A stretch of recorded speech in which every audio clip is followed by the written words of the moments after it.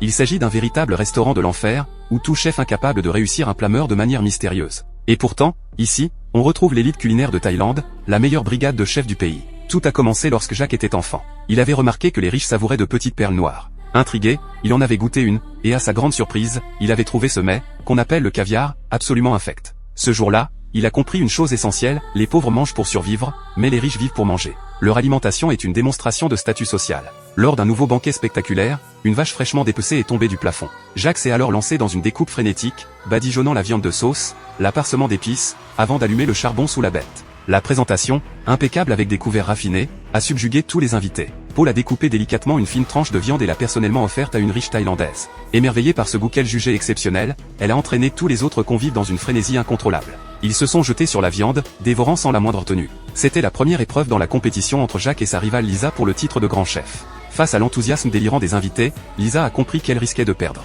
Elle a alors pris le contre-pied de Jacques, avec des ingrédients des plus simples, elle a cuisiné lentement, en faisant doucement sauter les aliments dans l'huile. L'odeur a attiré l'attention de la riche thaïlandaise. Ce plat n'était qu'un simple pad thaï, une recette transmise par sa grand-mère. Mais malgré la simplicité, ces milliardaires ont trouvé ce plat absolument délicieux. Jacques, de son côté, a proposé une soupe au goût extrêmement léger, presque fade. Et là encore, les riches se sont extasiés et ont continué à manger sans pouvoir s'arrêter, sans même comprendre pourquoi. Jacques était persuadé d'avoir gagné, pensant mieux connaître le cœur des riches que Lisa. C'est alors que la police est arrivée. Une vidéo de Paul en train de chasser illégalement des calaos avait fuité sur internet.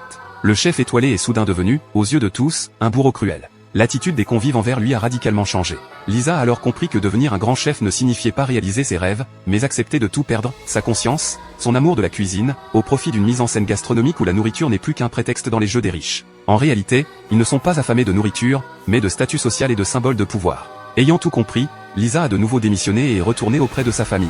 Elle a repris humblement son stand de pad thaï dans la rue. C'est là, finalement, qu'elle a retrouvé le véritable goût de la cuisine.